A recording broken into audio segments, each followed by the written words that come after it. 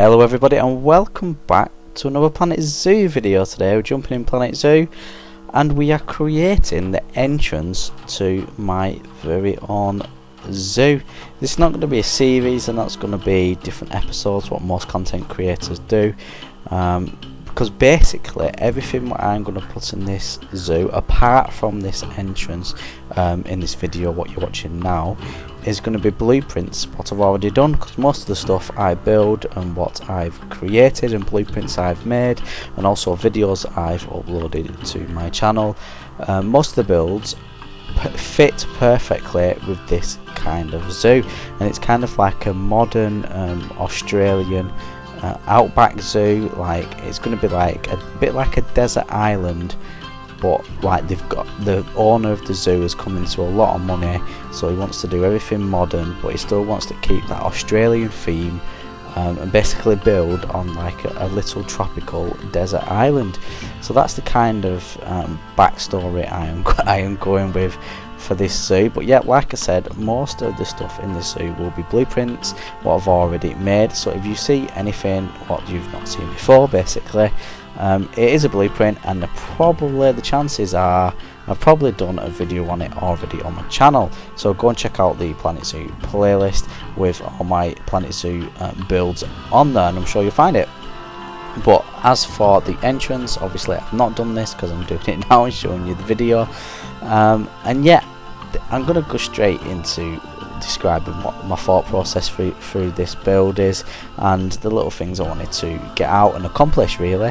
So I wanted to build an entrance for this new zoo I'm doing. The new zoo is called Outback Island. I just thought it was very fitting considering it's based on like a desert island and it's going to be Australian themed. So I carved out this area, and it's quite a big area carved out actually, looking back at it now.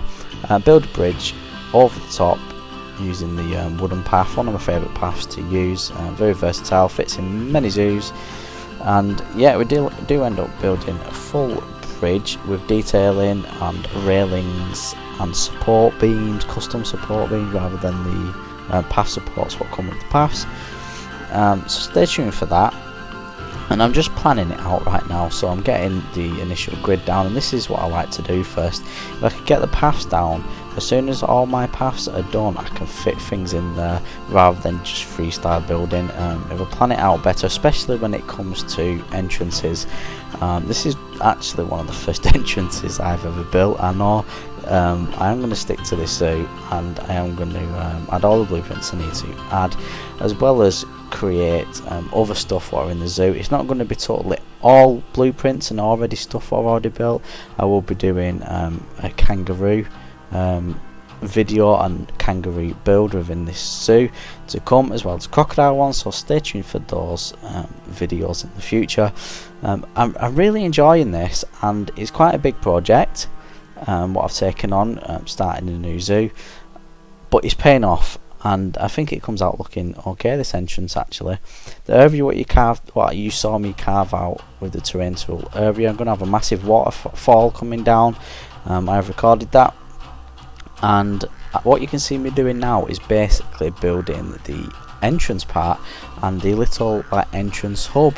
So we're going to have staff facilities in here, as well as the entrance where you can see I've placed in the middle of the path. We do end up changing a few little bits. You probably saw a little segment at the beginning of like the final outcome, and I will probably insert some pictures at the end of this video of everything done finally and how it is looking, because like I said, I do change a few bits. And an entrance is one of those things where you can be building it, and then, well, me personally, this is what happens with me. Comment down below if this happens to you too.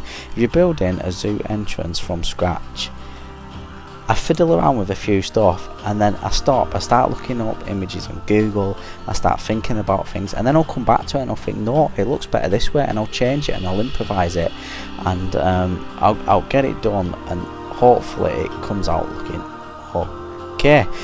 So as you can see, yep, just building the hub still, and I use the modern, well, it's not modern really, it's the Australian wood pieces what come with the new Australian DLC, but if you add them with like white coloured pasta, not pasta, that'd be white coloured pasta, white coloured plaster pieces what are in the game, it gives off this really modern vibe, and I think like a modern vibe mixed in with Australian really seems to work. The pieces what they've added to the new DLC really seem to work with like the modern style of building. And if you know me and you follow my builds in the past, some of my favourite things to build are those what look like modern, fresh and quite minimalistic on the outside but quite detailed on the inside, and that's the kind of builds I want to have in this zoo as well going forward. So I'm just adding the roof. You can see I added a facility, and I finished those facilities off as well. I think we added an information desk, and we duplicate this building over, so it's over on the other side, and we add I think it's a hat fantastic or just a memento gift shop basically, and that's what you would normally see on the exit / entrance of the zoo. I wanted it to keep it quite simple and plain and minimalistic for the entrance, and then as we go forward and we start adding our blueprints and creating some new habitats and exhibits and dining areas, we will go more technical and more like advanced building, you can call it really. As you can see here, I'm just paving out the waterfall part now. I wanted a lot of water in this zoo, and by goodness I do end up putting a lot of water, but it's very fitting because it's called Outback Island, right? And Desert Island is going to have a lot of water around it and in it. I love working with water in this game. I think they've done an amazing job with the water. The Planet Zoo development team, Frontier, whatever you want to call them, they've done a good job. Same with the rocks. I end up adding loads of rocks as well.